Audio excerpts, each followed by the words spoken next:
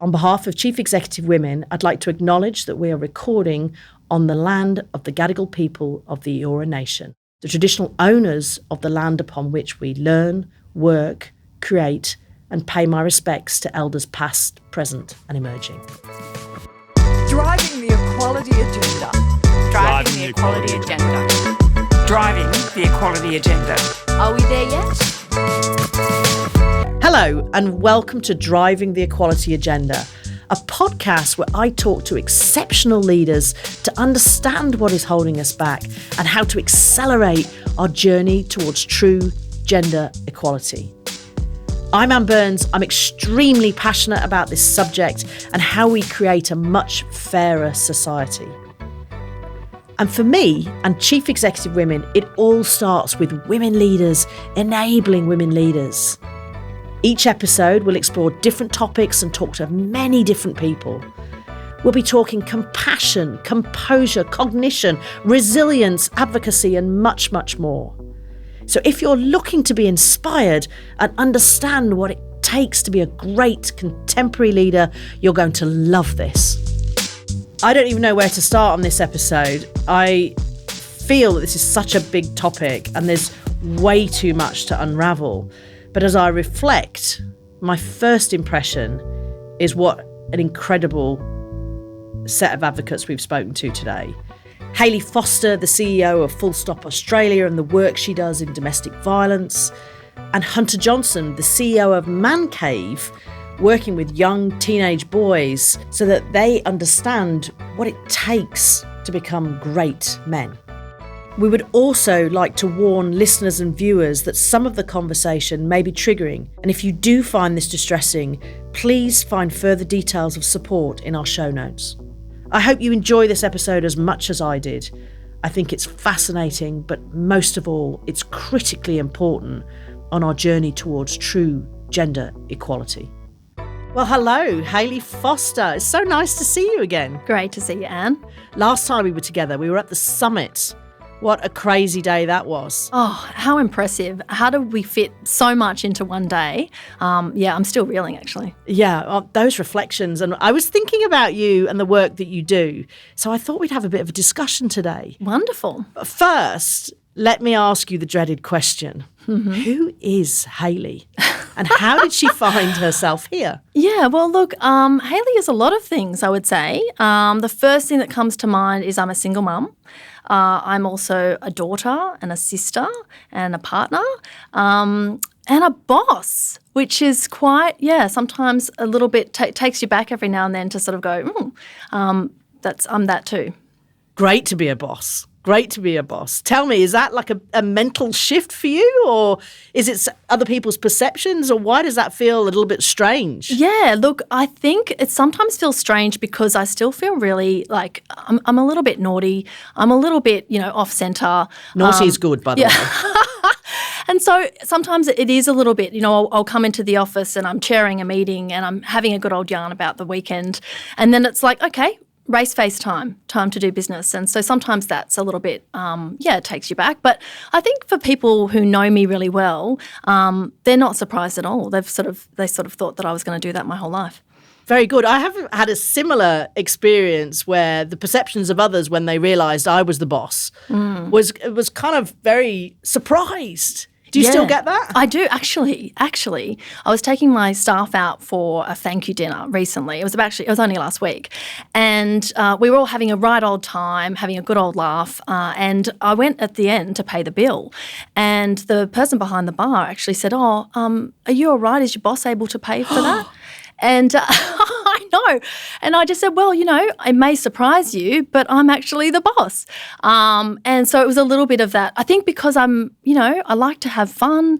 I'm still relatively young, but it does take people aback. Wow, isn't it interesting that in 2022 we're still dealing with those perceptions? Yeah, I think that's changing though, Anne, don't you? Absolutely, no question. So for me, you're one of the most powerful advocates we have in Australia right now and the work you do with Full Stop Australia. What do you think makes a great advocate? I think a little bit of naughty, a little bit of resilience and tenacity, and not giving up, really, because it can be tough out there when you are kind of advocating for a real public good. You're advocating for something that, does capture hearts and minds, and then you don't achieve something time and time again. And you might be advocating for something for decades and not get a win on that particular issue. You have to keep turning up. You have to keep showing up and hoping that you capture the hearts and minds of the right person at the right time. So I think that's probably the main thing. Naughty, unstoppable rule breaker. I think that's how I'd describe you, Hayley. So let's talk about Full Stop Australia. I mean, why is that such an important discussion to have right now? Oh, look, I think there's a moment in time, isn't it? I think there is a reckoning. We saw women across the country march on Capitol Hill, and, you can't sort of turn that off until we actually achieve some substantial equality, until we actually achieve a real sense of safety and respect and equality in all settings throughout our community. I just don't think that women are going to stop now. Exactly. It does feel like a moment to me. Tell us, let's go back in time a little bit. Tell us about why you started Full Stop Australia. Yeah, well, Full Stop Australia was formerly Rape and Domestic Violence Services Australia, and we changed the name shortly after I came into the role because we wanted an empowering message. We didn't want it to be labelling people about their experiences. It wasn't their fault what has happened to them, and they shouldn't have be tarred with that brush. We wanted people who contacted us or engaged with us to have a real sense of hope that we can, if we all work together, put a full stop to sexual, domestic and family violence. So that was the real message behind it. I think what's really special about this organisation is it is national, and there's a real focus on engaging everybody in the community, whether that's individuals or organisations, corporates, government entities, NGOs. Everyone can play their part, and that's what I really find exciting about this organisation. I mean, as I said, I think your voice is one of several very powerful voices elevating this discussion into boardrooms, into the executive. And I know as part of Chief Executive Women and our initiative around Respect is Everyone's Business, you've been very active in that space and in that discussion. Tell us a little bit about why is that so important for senior leaders here in Australia? Yeah, look, I think there is a moment in time, and I think that there's a real opportunity right now in workplaces to really set the standard of expectation. I think if we can have safety and respect in the workplace, that's going to set those social norms up. That's going to set the tone for how we treat each other outside of the boardroom and outside of the workplace. And I do think that leaders are going to be playing a critical part in that. I really do think that leaders are coming on board more and more, but there's a real barrier, a sense that I have to do this perfectly and it's going to be a huge piece of work and there's so much involved that is making people a bit trepidatious. So whilst there's a lot of passion and energy and willingness at the moment, I'm not seeing it translate, to kind of tangible actions, and that's what I'm really passionate about, trying to kind of light that fire with leaders to say, hey, you can make a difference with even just taking those first steps. So leaders feel in some cases that this is too big and there's still a bit of a taboo around this discussion on all forms of violence and abuse in the workplace and at home. So tell me, what do you think those tangible actions are for leaders? Yeah, look, the very first thing that I would say when we meet with leaders in the workplace, whether it be corporate or government or NGO, is to say, how many disclosures of sexual harassment, for example, have you had over the last year? And we know that if we get a figure that's really low, we have a low level of disclosures, there's a huge amount of work to do. The number one thing that we do when we go in and when I'm speaking to a CEO is to say, is your workplace a safe place to make a disclosure of bullying or harassment? And if genuinely that's not the case because you're not getting those disclosures, then that's the first thing that we say to work on. Let's make your organisation a safe place to speak out, because ultimately, abuse, discrimination, harassment thrives in silence. So if we can shine the light on that, if we can actually see what's happening, that's the very first step to creating a safe and respectful workplace. So if you're in an organisation that has no disclosures, that is not a good place to be. No, that's not a good place to be. And often I will, meet with an organisation and they'll say, we're taking all these measures, all these actions, and there's some really great actions in that. But then they'll say to us, oh, don't worry about, sexual harassment. We don't have a lot of that. In fact, we haven't had any disclosures this year. Wow. Which is not a good sign. I have to kind of break it to them gently because we know that 1 in 3 Australians have experienced sexual harassment over a 5-year period in this country. So if you're getting no disclosures of sexual harassment, it means that people are experiencing it but are not actually reporting it. So that is probably the first step. And there's some real practical policy changes and some practical training for your key people that can be put in place to make people feel safe to actually come forward. Incredible. Let's explore the other end of the spectrum, and particularly our kids. Yeah. In the way that we raise our boys and girls, what are the things that we can do in order to address some of these systemic social issues as they emerge as we become adults? Yeah, I guess the first thing I'd say is that our whole issue with gender-based violence, with violence and abuse, is really about an abuse of power, right? Mm-hmm. And so it can happen, the majority of times it is male perpetrator, female victim or children victims, etc. But that's not always the case. And it is worse with different kinds of areas of disadvantage and discrimination. So people can become more vulnerable to an abuse of power because, in society they have less power. Mm-hmm. And people can become more vulnerable to abusing that power because it works for them to get what they want, to kind of abuse that power. So I think that it's important to kind of, as a frame of reference, to sort of acknowledge that if we actually had equality in our relationships, there'd be very, very little opportunity for abuse. So I think the key things when we're talking about young people and the messages that we're sending, it has to be about equality. But we have to sort of tackle some of those ideas. We have the stereotypical ideas around what it means to be a male and a man and what it means to be a female or a woman or a girl. And I think that's where we have to start, is sort of coming from a position of equal power, equal opportunity, equal roles. But it doesn't help to kind of say, no, don't do this, don't do that, don't hit that person, don't be mean. It helps to show children what to do. So for young girls, we would say, help them to have that conversation, encourage them to be leaders, encourage them to be assertive, teach them about how they can talk about consent and things like that. And for boys, encourage them to be thoughtful of others, to be caring, to be kind, to cry. And they're really quite simple things you can do. Where will you get into trouble, even if you try to parent your kids that way, is when they get into an institution. So it all changes as soon as you get into preschool and primary school. So we have to do work there too. And one of the key things that you do is around education and support. Tell us a little bit about that. Yeah, so the education piece we do broadly with the community, and that is about those sorts of messages around equality and respect. But we also work with a range of organisations to help them better prevent and respond to gender-based violence. So whether that be helping them with their policies and their procedures and setting things up, or whether it be with training their key staff, their people and culture, their managers, their teams, team leaders around how they can better prevent and respond, or even across the board. When we do our training, we actually have bystander training across the board because really, it is hard. It's like when you go to hospital, right? And you're in hospital and you're trying to advocate for yourself and the nurses and doctors aren't listening to you. Exactly. Right?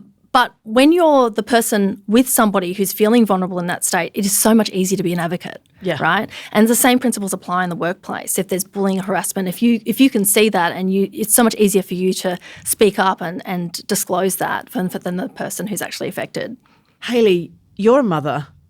Let's talk about how we could raise our boys and girls differently. Yeah, look, I think that's a really big one because to break the generational sort of cycle, we need to set a different example for our kids, right? I think there's a lot of conversation about, the messages that we send our boys and our girls around what it means to be a boy or what it means to be a girl. We get kind of caught up in that. And it is important that we, send messages to our young girls that are empowering and messages to our boys about, that it's important to be kind and caring and think of others. But I think that in itself is not going to be enough. When I think of my parenting experience and with my kids, the things that resonate with them, the things that I think that they tell me, and they're teenagers now, the things that made the most difference to them was actually what they saw. You know, the fact that they saw, the sharing of the household duties. They saw their mother sort of standing up and leading and in those kind of positions of more formal positions of power and things like that. That has actually been more influential than any other kind of messages that I was trying to send. But I do think we need to be conscious of the messages we're sending as well. And what happens when those young kids go into more formal institutions, and particularly teenage boys who are so influenced by the internet and social media in particular? It is very challenging, I think, to be a teenage boy. And I'm interested in what happens when this kind of toxicity emerges. What are your views on, at that point, is it just too late? Yeah, look, I don't think it's ever too late, but, you can't kind of unplant those seeds. So it is really challenging. Even parents that try really hard to sort of, raise their children in that more sort of general neutral way, as soon as they get into a setting like a preschool or a primary school there's kind of having to come into contact with and contend with a whole range of different influences and social norms. So that is really tough. I think when it comes to toxicity and some of those things that you're talking about, pornography is a real issue. Young people are accessing these, porn from the age of, 10. Wow. And that's where they're getting their sex education from, which is highly problematic. And I think that we're stuck in this kind of difficult situation because as parents, we don't want our children to lose that innocence. We don't want to be starting to talk to them about those sorts of concepts really early. But yet, if we don't, they're going to be exposed to, as their first kind of introduction to some of these concepts of intimacy, they're going to be exposed to that through pornography, which we know is largely, highly violent and misogynistic. So there's some very problematic messaging that young people are getting. So I think the key there is, as uncomfortable as it is for parents to be having these conversations and caregivers to be having conversations with their young people, we've got to do it. But we've got to just do it in an age-appropriate way. So do you think behaviour change is fundamentally possible? It absolutely is.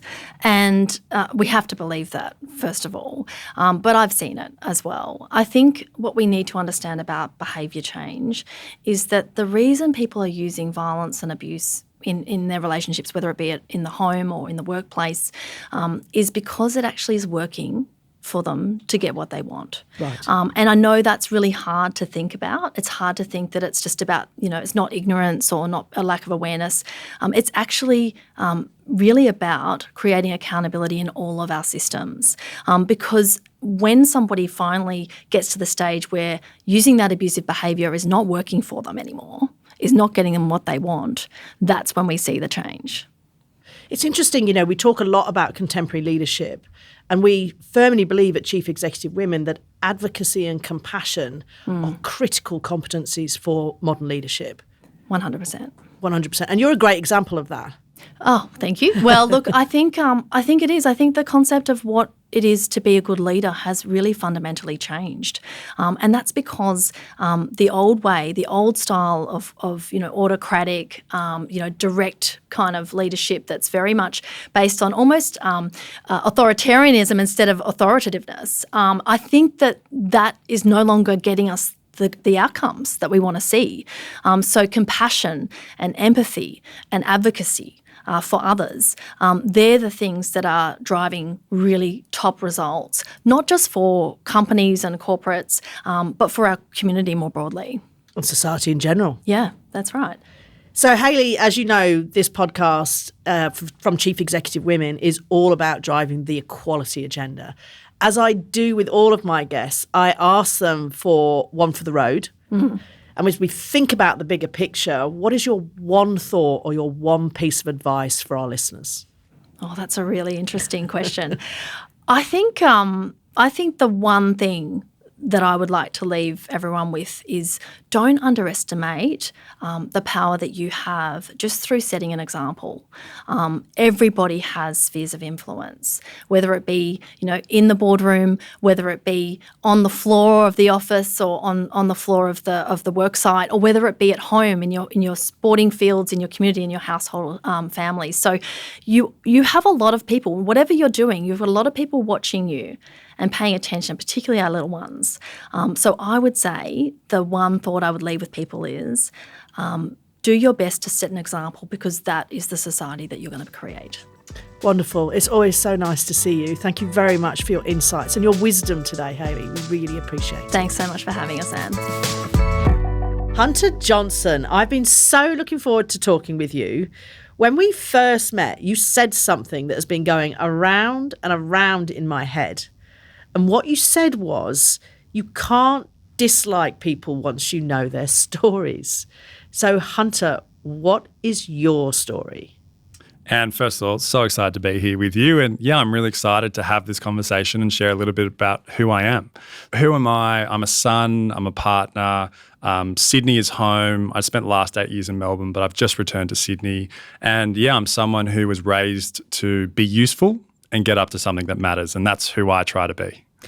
Get up to something that matters. I mean, there's a little bit of mischief in that. What's that about? Well, as a kid, I think I was definitely not on this path. Let's put it that way. I think in year 9, I got 27 detentions in 1 year, including a detention whilst on detention, which I think is quite Inception-like, isn't it? Yeah, that is very Inception-like. So, wow. Yeah. So how did you find yourself from very naughty kid in year 9 to where you are now as the CEO of a very important organisation that advocates for what we're going to talk about today?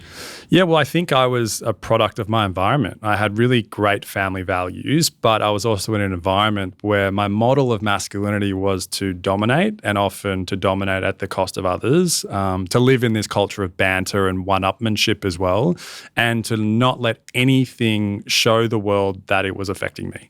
And I was really effective at that until I had a major injury on the rugby field that ended up being a life-threatening injury, broken leg, heaps of complications, almost lost my leg and then almost passed away. And I really look back at that moment as my get out of jail free card. Yeah. And the worst but the best thing that's ever happened to me. At the time, I didn't say that. I thought it was the worst thing to happen to anyone. But it was really a crucible moment where I had a sliding doors moment where I got to just be nudged 5 degrees.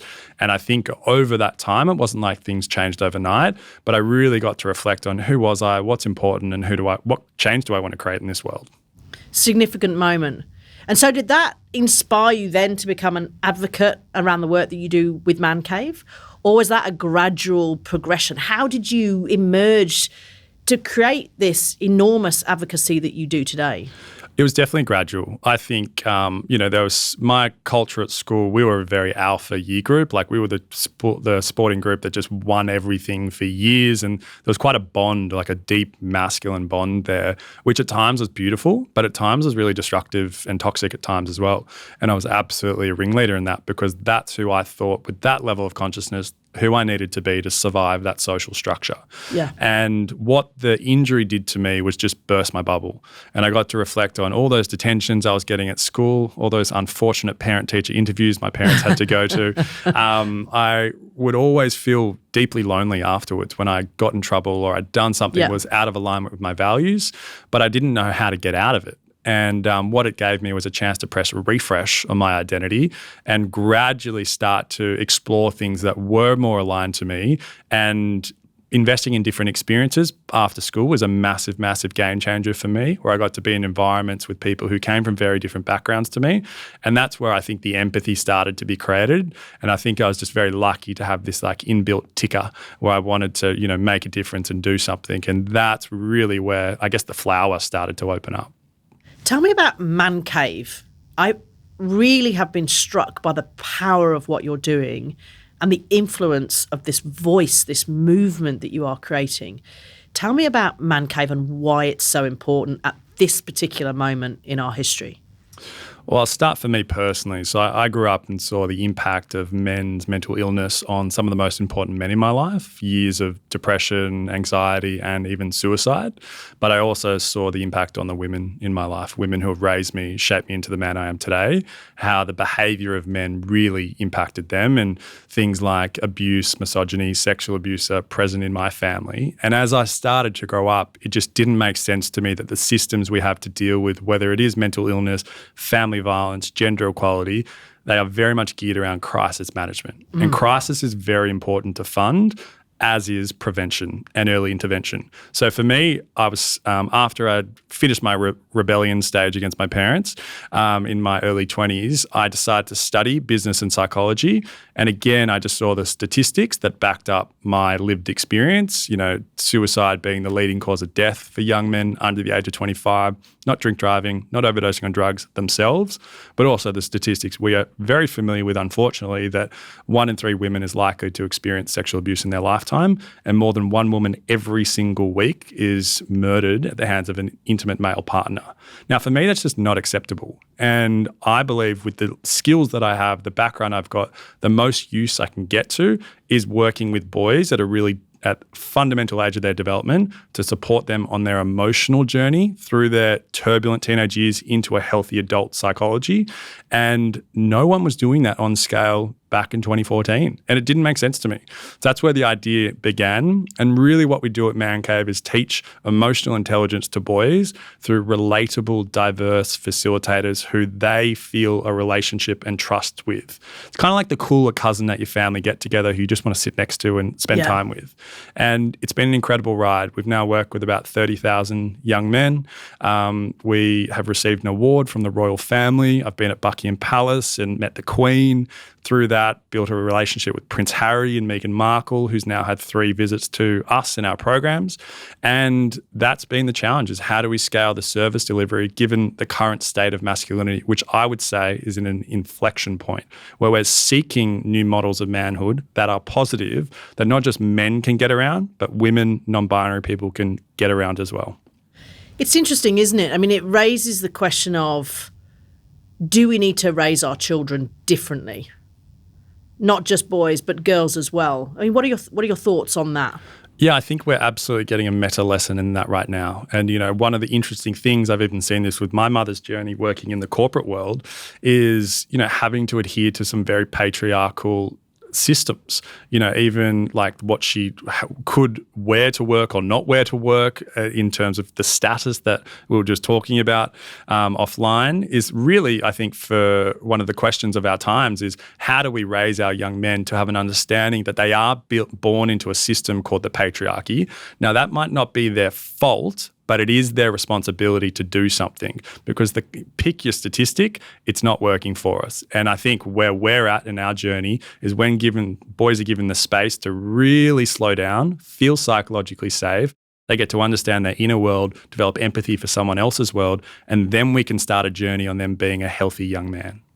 This just feels like such a big, scary topic to address. If you're a leader, it feels there's still a taboo around this. How do we translate what you're doing with your teenage boys into executive ranks, the boardroom, the executive league? Is there a parallel? Are there lessons that we can learn to overcome some of the taboos on having these conversations? Yeah, well, I think context is really important for this. Like we're in a time now where cancel culture is really present. And so there are no stories of comebacks of someone who has made a major blunder and then been cancelled and then come back for this story going, hey, I learnt a lot. Here's what I'm going to do differently. And that's a massive signal to, I would say, a lot of men who are very aware times are changing. They're very aware when they reflect back on their conditioning as a young man that they may have done some things that are out of alignment with their values. But they're now at this point in their life where they're going, I'm now suddenly being called out for being old, white, pale, male, stale, and going, well, but my life's been really hard to me. And I think that's a really interesting thing about struggle is it's all relative because I think how some of those men are interpreting that message is their life hasn't been hard, but of course it's been hard. But it's a higher order question here. What world do we want, not just for us, but for our grandkids? And that, I think, is very interesting in terms of systems thinking. And I also think we've got a lot to learn from our First Nations people and how to think through that perspective as well. So for me, coming back to what do we do about this, I think we need to create spaces where young men and older men can spend time together and share stories. I also think it's incredibly important for the women in these young men's lives and older men to share openly their stories, provided they do feel comfortable. And we need to create the space for the messy, politically incorrect conversations where people feel like they can actually learn opposed to being judged. And there are very few environments like that right now, I think. So the question for you in your advocacy is, how do we scale what you're doing? What are your thoughts about what leaders can do to lean into that opportunity? What is it that contemporary leaders can do around advocating for Man Cave and the work you're doing to address this kind of endemic male toxicity that seems to be this unspoken, this unspeakable scourge on society? Well, I think the first thing that leaders can do is take a look at their own lives. I think often we talk about the concept of something and like this needs to change, but change, as we know, starts at home. What are we doing? And I'll talk to my context inside of my partner. What am I doing around the home? What am I doing to support her on her career path? What am I doing trade-off when it comes to us deciding to have children or not children? How open are these conversations, and what are the trade-offs I'm willing to make to create more equality? I then think that then comes into the boardrooms, and as we know, change often comes from the top, but it does need a multi-factored approach that trickles down. And again, leaders, like this is, whether it's parenting or leadership, it really comes back to behavior and actions. As we know, same as children, same as people who are looking at people in leadership, people don't listen to what they see. They listen, let me say that again. People don't listen to what they hear. They choose based on the actions and mimic based on the actions that is the culture around them. And again, that comes back to role modeling. And I think, we're just in a time of transition, and we just need to acknowledge there's going to be more chaos before it gets back to streamlined, and potentially we may never get back to how smooth sailing things were in previous years. I mean, I do like the idea of chaos, and chaos instigates change. I do think there is a bravery in having these conversations. If you're an executive or a leader and you're thinking, this feels too big, too difficult, I mean, what are the tangible actions that you could take right now, tomorrow morning, to actually get this discussion onto the table? Listen, again, I'd start in your home dynamic, having conversations. If you have, a partner who you want to have this conversation with, or children, I would open this up. Be like, what do you think? And I think the first step is listening. And there is something in the masculine identity that feels the desire to solve very quickly, very solution focused, which has its time and its place. But I think now it's very much just listening.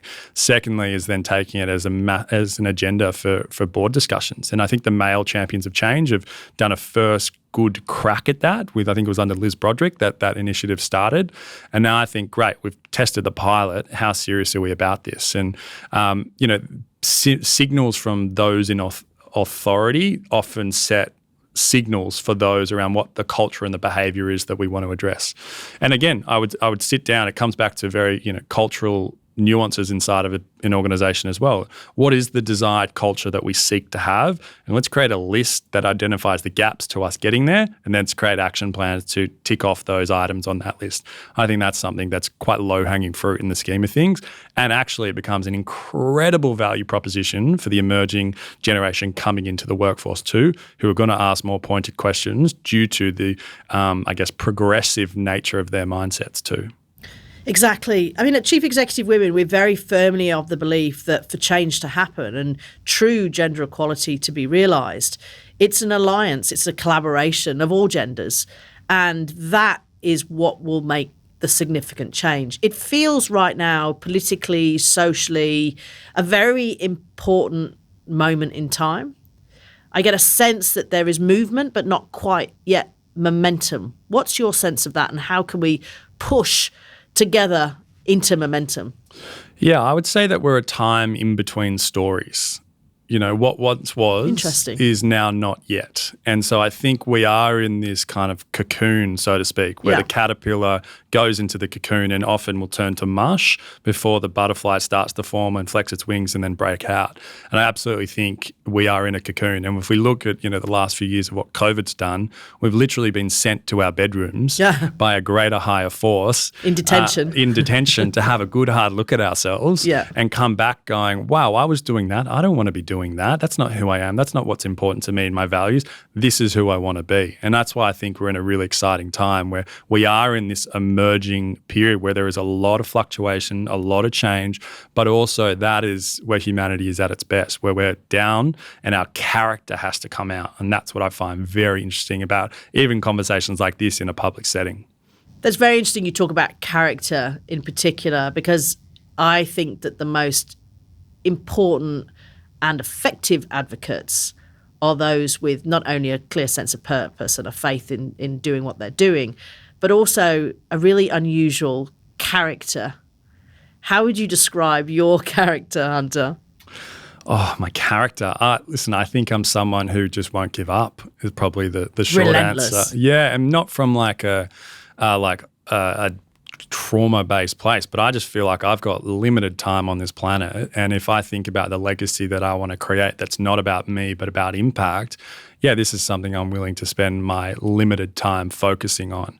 And for me, character isn't about being polished and perfect. It's about when inevitably there is the mistake, how do you show up? You know, and I think often with my younger brother who's 17, who is in probably a similar life stage to when I was, getting in a little bit of trouble there, the conversations I have with him are like, it's not important to me if you're just doing everything right and everything's good. It's when you inevitably do make a mistake, that is way more effective how you choose to respond than just a short-term win.